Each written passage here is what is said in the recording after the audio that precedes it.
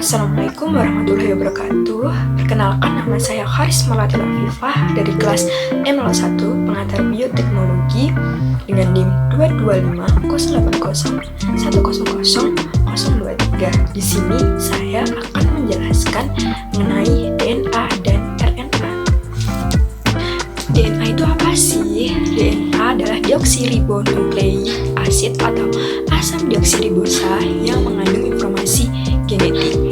Di dalamnya terdapat molekul kompleks yang terdiri dari berbagai komponen, di mana sebagian di antaranya diturunkan dari organisme induk ke keturunannya selama proses reproduksi. Misalnya nih, DNA dalam tubuh ibu kamu membawa informasi genetik berupa kulit putih, sementara DNA dari bapak mempunyai informasi berupa bola mata berwarna coklat. Nah, informasi inilah yang nantinya akan diturunkan ke kamu sebagai anak mereka. Bisa jadi kamu hanya meneruskan informasi genetik berupa kulit putih dari ibu atau berwarna coklat dari bapak. Tapi kemungkinan juga untuk kamu memiliki kedua informasi genetik tersebut. Dengan kata lain, DNA memberikan informasi bagaimana tubuh seorang individu dibentuk. DNA inilah yang menjadi alasan kenapa anak bisa mewarisi sifat orang tuanya. DNA terdiri atas dua untai yang berbilin membentuk heliks ganda. Masing-masing untai terdiri dari rangka dan basa nitrogen yang berinteraksi dengan untai DNA lain pada double helix. Kedua untai pada heliks ganda disatukan oleh ikatan hidrogen antara basa-basa yang terdapat pada kedua untai tersebut. 4 basa yang ditemukan pada DNA adalah berupa purin dan pirimidin. Untuk kelompok purin terdiri dari adenin yang ditandai dengan warna kuning dan guanin yang ditandai dengan warna merah. Dan untuk kelompok pirimidin yang terdiri dari timin yang ditandai dengan warna hijau dan sitosin yang ditandai dengan warna oranye. Purin dan pirimidin akan selalu berikatan satu sama lain. Adenin dengan timin, sedangkan guanin dengan sitosin.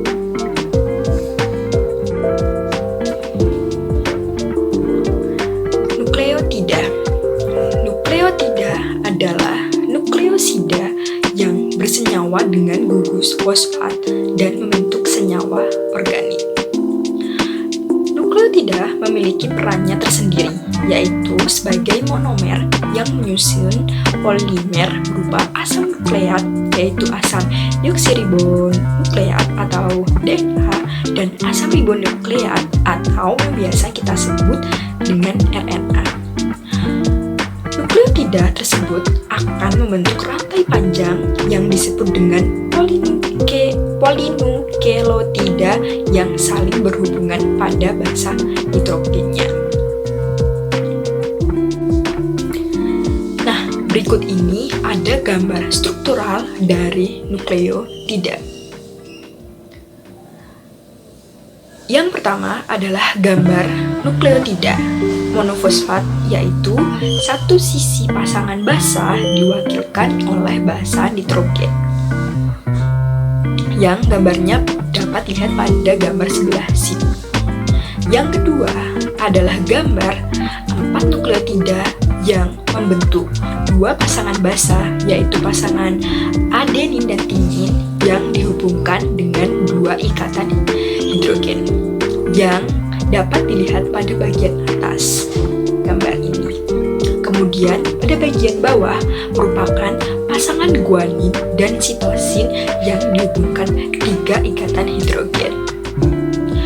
Satu monomer nukleotida ini akan terhubung dengan nukleotida yang lainnya pada gugus gula dan fosfatnya masing-masing, yang pada akhirnya akan membentuk dua struktur untai ganda seperti gambar yang kalian dapat lihat di sebelah sebelah atasnya.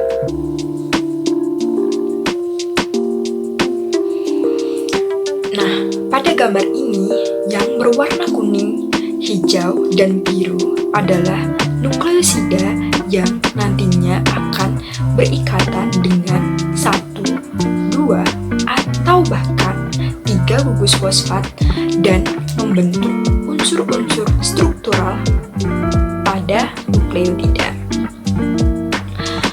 Suatu nukleotida yang hanya memiliki 1 gugus fosfat disebut nukleosida monofosfat, seperti yang bisa kita lihat pada gambar yang berwarna merah.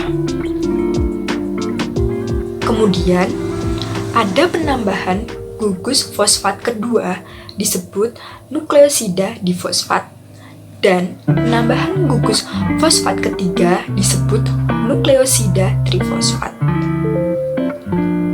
Dan untuk gambar berwarna biru di sini adalah 5 basa nukleotida kelompok purin dan pirimidin. Purin terdiri dari adenin dan guanin, sedangkan pirimidin terdiri dari timin, urasil, dan sitosin. Satu nukleotida DNA tersusun dari 3 subunit, yaitu sebuah gula pentosa yang terdiri dari gula deoksiribosa dan 1 gugus fosfat serta basa nitrogen yang terdiri dari 4 jenis, yaitu adenin yang biasa ditandai dengan simbol huruf A, kemudian guanin yang ditandai dengan simbol huruf G, dan sitosin yang biasa ditandai simbol huruf S, dan yang terakhir adalah timin yang biasa ditandai dengan simbol huruf T.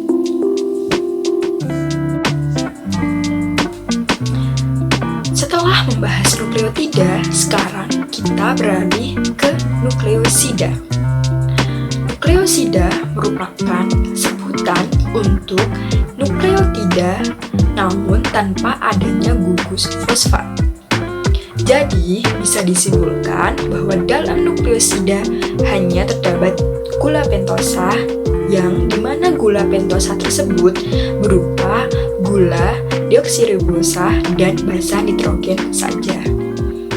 Nukleosida adalah kerangka dasar dari terbentuknya AMP atau adenosina monofosfat, kemudian ADP atau adenosina difosfat, dan ATP atau adenosina trifosfat. Proses pembentukan ketiga senyawa pembawa energi kimia ini terjadi dalam mitokondria sebagai bagian dari reaksi katabolisme atau proses respirasi.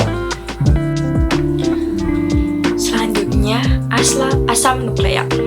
Asam nukleat terbentuk oleh molekul nukleotida dengan membentuk ikatan fosfodiester, di mana gugus 5 fosfat pada unit nukleotida akan berikatan dengan 3 hidroksil pada unit nukleotida lainnya. Ikatan kovalen pada asam nukleat terdiri atas gugus fosfat dan gula pentosa yang linear dengan basa nitrogen heterosiklik sebagai interval cabangnya.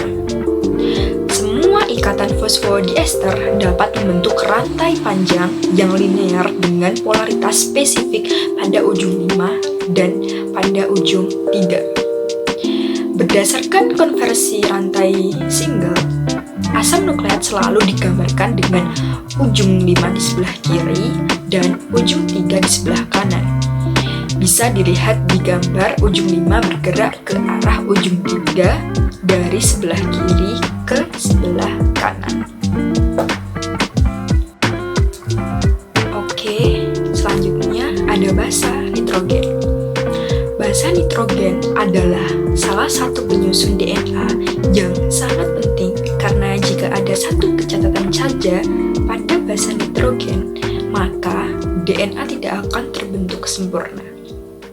Seperti yang sudah saya sering sebutkan sebelumnya, terdapat 2 kelompok basa nitrogen, yaitu kelompok purin yang terdiri dari adenin dan guanin, dan kelompok pirimidin yang terdiri dari sitosin dan timin.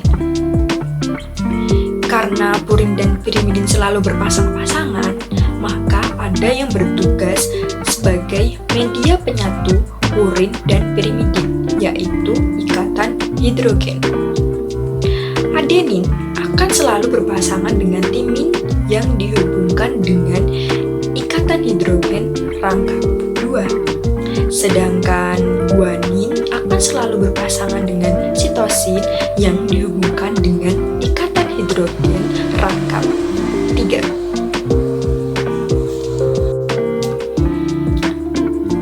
Kalian tahu nggak sih bahwa DNA itu ada bermacam-macam loh. Nah, yang sering kita jumpai keberadaannya karena tidak terlalu langka ada 4 macam, yaitu yang pertama adalah aDNA yang terbentuk dari bDNA yang telah mengalami dehidrasi dan mengubah cincin gula deoksiribosa. Yang kedua ada bentuk bDNA, yaitu DNA yang selama ini kita ketahui dan DNA yang paling melimpah dalam satu tubuh makhluk hidup. Dan yang ketiga ada zDNA, yaitu perubahan dari bentuk bDNA yang diakibatkan karena kondisi garam yang terlalu tinggi atau kelembapan yang terlalu rendah. Dan yang terakhir ada cDNA, yaitu DNA yang terbentuk pada kelembapan relatif 66% dan dipengaruhi oleh ion Mg2+ dan Li+. Nah, setelah kita banyak berbicara mengenai DNA, untuk selanjutnya kita akan membahas mengenai RNA. RNA itu apa sih? RNA adalah molekul polimer yang terlibat dalam berbagai peran biologis dalam mengkode, regulasi, dan ekspresi gen. Jika dibandingkan dengan DNA, RNA ini memiliki rantai tunggal, tidak berpilin, dan jauh lebih pendek karena RNA adalah hasil transkripsi dari suatu fragmen DNA. Kemudian ada struktur dari RNA. Struktur dari RNA ini tidak jauh berbeda dengan struktur milik DNA. Struktur milik RNA terdiri dari gula pentasa, kemudian gugus fosfat, dan basa nitrogen. Nukleotida. Nukleotida RNA terdiri dari gugus fosfat, gula pentosa, dan basa nitrogen. Jenis gula pentosa pada RNA ini adalah gula ribosa, yaitu gula yang masih memiliki gugus hidroksil atau OH, tidak seperti gula pentosa pada DNA, yaitu gula deoksiribosa atau gula yang telah kehilangan gugus hidroksilnya atau OH. Basa nitrogen dari RNA juga tidak jauh berbeda dengan DNA. Basa nitrogen pada RNA juga dibagi menjadi purin dan pirimidin. Kelompok purin pada DNA dan RNA adalah sama persis, sedangkan pada pirimidin RNA terdiri dari sitosin dan urasil, bukan sitosin dan timin. Macam-macam RNA. Seperti DNA, RNA juga memiliki beberapa macam, di mana dibagi sesuai dengan tugasnya masing-masing.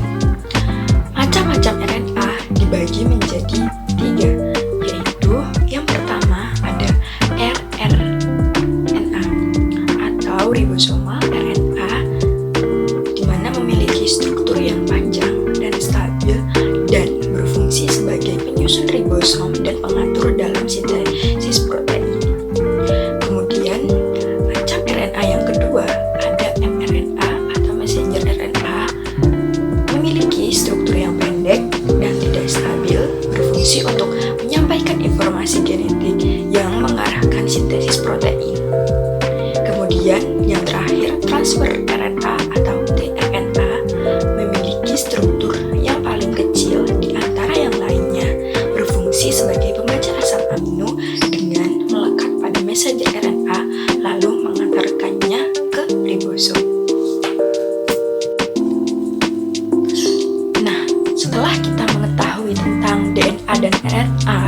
mana terdapat kesamaan di antara keduanya.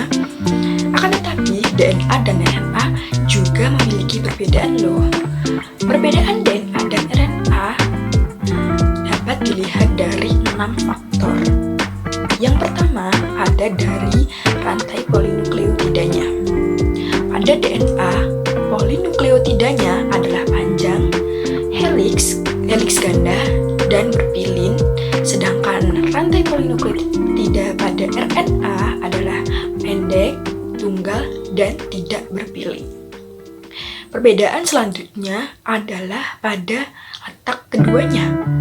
Letak DNA hanya dapat ditemukan pada inti sel, sedangkan letak RNA terdapat pada 3 bagian, yaitu pada inti sel, sitoplasma, dan ribosom. Perbedaan yang ketiga adalah pada gula pentosanya. DNA, gula pentosanya adalah gula deoksiribosa, sedangkan pada RNA gula pentosanya adalah gula ribosa. Perbedaan dari basa nitrogennya. Pada DNA terdiri dari adenin, guanin, sitosin, dan timin, sedangkan pada RNA basa nitrogennya terdiri dari adenin, guanin, sitosin, dan urasil. Untuk perbedaan yang kelima ada pada kadarnya. Kadar DNA ini lebih stabil karena DNA tidak terpengaruh oleh aktivitas sintesis protein, sedangkan untuk kadar RNA dapat berubah-ubah karena terpengaruh oleh aktivitas sintesis protein. Dan untuk perbedaan yang terakhir ada pada fungsinya. Untuk fungsi DNA adalah sebagai informasi genetik jangka panjang dan menjadi transmisi informasi genetik untuk membuat sel lain dan organisme baru. Sedangkan RNA berfungsi untuk mentransfer kode genetik dari inti ke ribosom untuk membuat protein atau sintesis protein. Setelah membahas DNA, RNA, serta perbedaan di antara keduanya, sekarang kita akan membahas tentang dogma sentral. Dogma sentral adalah perubahan sumber informasi berupa urutan DNA menjadi urutan RNA oleh enzim RNA polimerase yang disebut dengan proses transkripsi. Kemudian, RNA dari inti sel akan keluar menuju sitoplasma yang kemudian informasinya diubah menjadi protein oleh ribosom atau disebut dengan proses translasi. Dogma sentral sendiri terdiri dari 3 tahap, yaitu yang pertama adalah replikasi DNA, yang kedua adalah transkripsi, dan yang ketiga adalah translasi.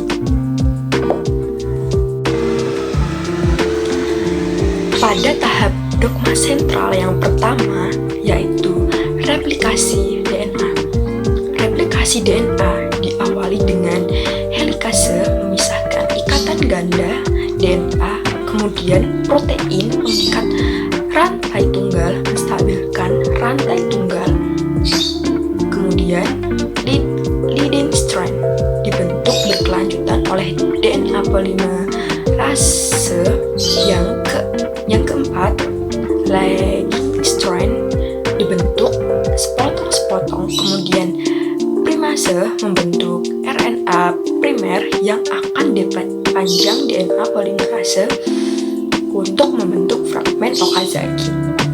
Yang kelima atau yang terakhir, RNA primer diganti menjadi DNA dan ligase menyambungkan fragmen Okazaki hingga menjadi rantai yang utuh.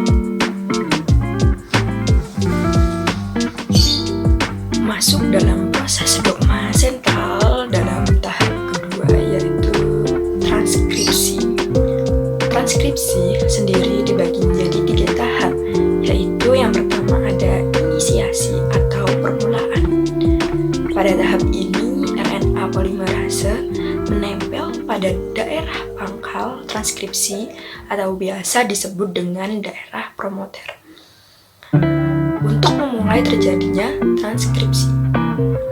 Kemudian, RNA polimerase berikatan dengan kumpulan protein yang ada sampai pada akhirnya membentuk kompleks inisiasi transkripsi. Selanjutnya, RNA polimerase membuka membuka untaian DNA yang double helix. Kemudian masuk dalam tahap kedua, yaitu elongasi atau pemanjangan. Pada tahap elongasi, transkripsi yang terjadi adalah setelah rantai DNA double helix terbuka, selanjutnya RNA polimerase menyusun untaian nukleotida RNA yang sesuai dengan pasangan basa nitrogennya, yaitu dari arah 5 ke arah 3 sampai terjadi elongasi atau pemanjangan RNA. Selanjutnya, setelah terjadi pemanjangan RNA, maka akan membentuk pasangan basa, yaitu antara pasangan adenin dan urasi. Kemudian masuk pada tahap ketiga, yaitu tahap terminasi atau pengakhiran. Pada tahap terminasi ini, sebagai bagian dari proses transkripsi yang terjadi, yaitu proses terminasi berlangsung pada daerah terminator, yang dimana daerah terminator ini mempunyai susunan DNA yang memiliki fungsi untuk menghentikan proses transkripsi. Maka dari itu, proses ini disebut dengan pengakhiran.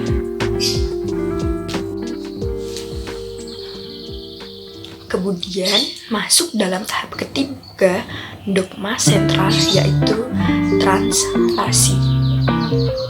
Translasi juga dibagi menjadi 3 tahap, yaitu yang pertama adalah inisiasi atau permulaan. Ujung mRNA yang telah keluar dari inti sel berikatan dengan ribosom, unit kecil dengan bantuan enzim dan BTB atau biasa disebut dengan kodon inisiasi. Kodon inisiasi ini yaitu AUG yang berfungsi untuk memberikan sinyal dalam memulai proses translasi. Kemudian tRNA dengan antikodon UAC yang membawa asam amino metionin menempel pada kodon inisiasi AUG. Kemudian masuk dalam tahap kedua, yaitu elongasi atau pemanjangan. mRNA yang membawa kodon diartikan satu persatu oleh asam amino, yang mana asam amino berikutnya akan ditambahkan dari asam amino pertama atau metionin secara bertahap. Kemudian metionin ini akan segera dilepas dari ribosom sehingga tRNA dapat kembali ke sitoplasma untuk melaksanakan fungsinya kembali. Selanjutnya, tRNA akan kembali datang untuk berpasangan dengan kodon mRNA yang selanjutnya atau kodon mRNA yang lainnya. Kemudian, masing-masing dari asam amino tersebut akan digabungkan oleh tRNA sehingga gabungan asam amino tersebut akan membentuk suatu rantai polipeptida yang dikatalasi oleh rRNA. rRNA ini dapat ditemukan pada ribosom subunit besar yang memiliki fungsi juga sebagai enzim untuk membentuk ikatan peptida yang berfungsi untuk menyambungkan polipeptida dari setiap asam amino. Kemudian masuk pada tahap yang terakhir, yaitu terminasi atau tahap akhir, yaitu ketika salah satu kodon stop mRNA yaitu UAA, UAG atau UGA melekat pada ribosom. Maka proses translasi telah berakhir karena polipeptida atau protein yang terbentuk akan terlepas dari ribosom sehingga akan terjadi pelepasan subunit ribosom, yaitu subunit besar dan subunit kecil. Protein yang sudah disintesis oleh selanjutnya akan mengalami proses post-translasi atau setelah translasi, yang mana pada tahap ini protein mampu berikatan dengan karbohidrat atau bisa dipecah kembali menjadi polipeptida. Sekian penjelasan dari saya, semoga bermanfaat, dan sebelumnya saya minta maaf apabila ada perkataan dan kata yang salah dan kurang berkenan. Wassalamualaikum warahmatullahi wabarakatuh.